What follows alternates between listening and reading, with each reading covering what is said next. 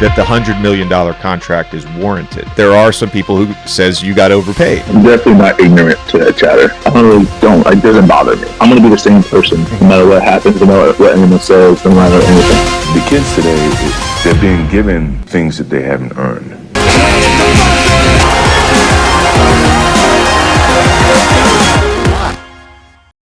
Sports देखना दुनिया के सबसे पसंदीदा लेजर टाइम स्पेंडिंग में से एक है। लोग यूनाइटेड स्टेट्स, स्पेन, फिलीपींस और ऑस्ट्रेलिया जैसे देशों में दोस्तों के साथ घर या बार में एनबीए का लुत्फ उठाना पसंद करते हैं। अगर देखा जाए तो हम घंटों तक स्पोर्ट्स देखने के कैपेबल हैं, क्योंकि स्पोर्ट्स देखते हुए हम एथलीट्स के इमोशंस से कनेक्ट कर पाते हैं, उनकी इंटेंसिटी में पूरी तरह से डूब जाते हैं। और इसी चीज ने आज खेल जगत को एक $multi-billion इंडस्ट्री बना दिया है, जहां खास तौर पर स्पोर्ट्स ज्यादा तेजी से एक्सप्लोड कर चुका है। असल में हम बात कर रहे हैं एनबीए की, यानी कि नेशनल बास्केटबॉल एसोसिएशन, जो कि आज दुनिया के सबसे बेस्ट बास्केटबॉल खिलाड़ियों का घर है। और ये खिलाड़ी मिशिगन और सर्बिया से लेकर कैमरून तक फैले हुए हैं। इस बात में कोई शक नहीं कि टॉप पर आने के लिए ये खिलाड़ी दिन रात मेहनत करके हाईएस्ट लेवल हासिल कर चुके हैं। और इनकी कामयाबी के पीछे की मोटिवेशन की वजह कुछ और ही है, और वो है पैसा।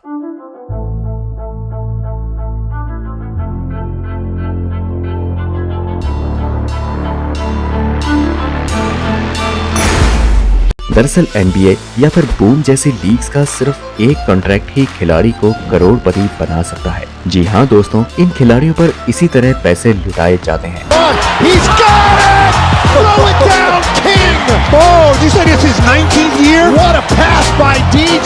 लेब्रॉन जेम्स और स्टीफन करी जैसे एनबीए सुपरस्टार के पास करंटली एक साल के लिए 42 और $53 मिलियन के कॉन्ट्रैक्ट्स हैं। ठीक इसी तरह उभरते हुए युवा स्टार जामोरांट ने अभी 5 साल का एक्सटेंशन $193 मिलियन में साइन किया। ये तो सिर्फ इन्हें खिलाड़ियों के रूप में मिले कॉन्ट्रैक्ट्स हैं, जबकि इसके अलावा ये ब्रांड प्रमोशन और अपने साइड बिजनेस से जो इनकम कमाते हैं उसका हिसाब भी अलग है।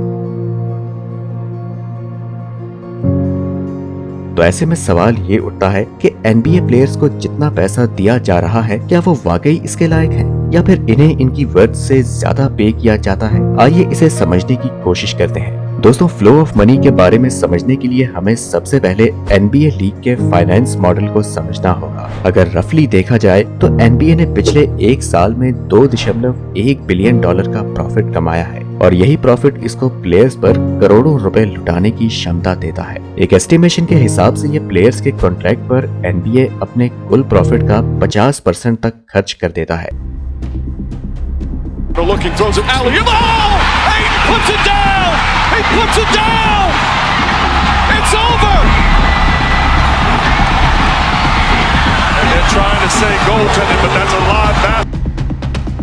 अब पहली नजर में हमें प्लेयर्स को प्रॉफिट का 50% मिलना बिल्कुल सही डील लगता है, लेकिन यहाँ हमें एनबीए द्वारा प्रॉफिट बांटने की अथॉरिटी के साथ साथ उस कंट्रोवर्सी पर भी ध्यान देना चाहिए, जो कि प्लेयर्स को इतना ज्यादा पैसा पे करने के साथ आती है।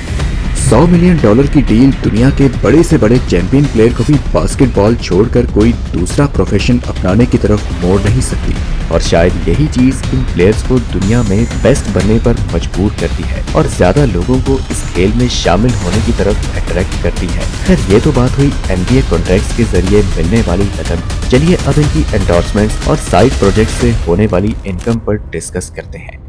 लेब्रॉन जेम्स आज के टाइम में एनबीए से बिजनेसमैन बनने वाले प्लेयर्स के लिए सबसे बड़ी इंस्पिरेशन है, और इनसे पहले माइकल जॉर्डन थे, जिन्होंने इतिहास के सबसे पहले आइकॉनिक शू ब्रांड जॉर्डन को बनाया था। He became the ultimate sports icon, one of the best known athletes in the world who literally defied gravity.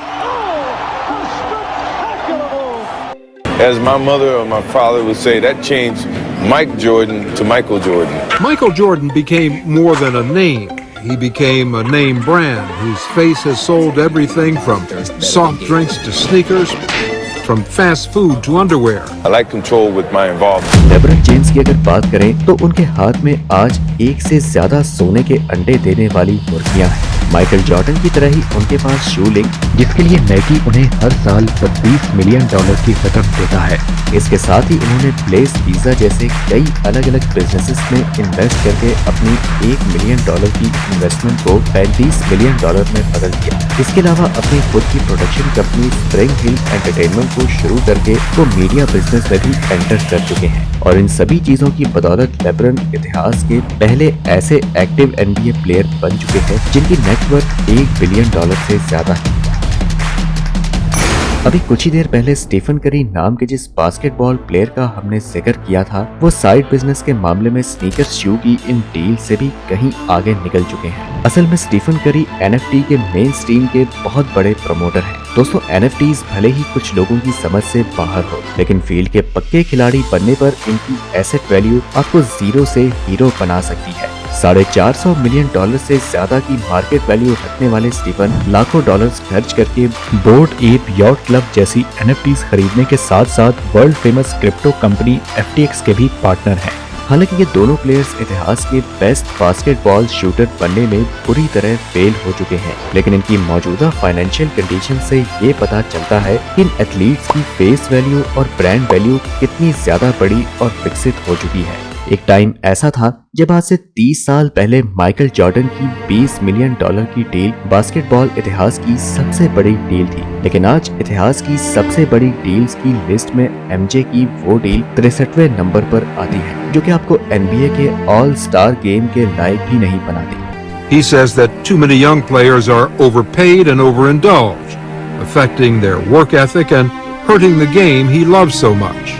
तो क्या NBA प्लेयर्स वाकई में ओवरपेड हैं? क्या ये एथलीट सच में सैकड़ों मिलियन और यहाँ तक के $1 बिलियन तक की नेटवर्थ डिजर्व करते हैं? क्या इतना कीमती होना बाकी स्पोर्ट्स के लिए अनफेयर नहीं है? ये सवाल सालों साल चलते रहेंगे, लेकिन एक बात सच है कि अगर NBA ऐसे ही एक्सपैंड करता रहा तो आने वाले वक्त में ये नंबर्स कई गुना ज्यादा बढ़ते दिखाई देंगे। अगर आप भी NBA स्पोर्ट्स में इंटरेस्ट रखते हैं तो अपने विचार कमेंट के माध्यम से जरूर बताएं और इस मिनी डॉक्यूमेंट्री को लाइक करें, लाइक माइंडेड लोगों के साथ शेयर करें और हमें सब्सक्राइब भी करें।